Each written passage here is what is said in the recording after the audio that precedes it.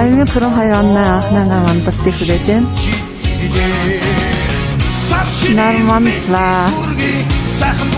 аяга шинамжит дүүрэн байгаасаа шинжидий мэнди хүрги сан сайхны хүсэн ёрой авчарган дүүрэн байгаасаа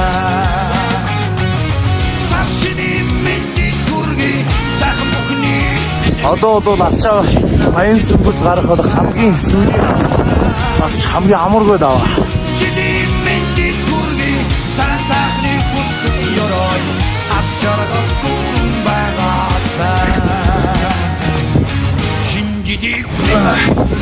Баян сүмбэлд гараа идээсэ.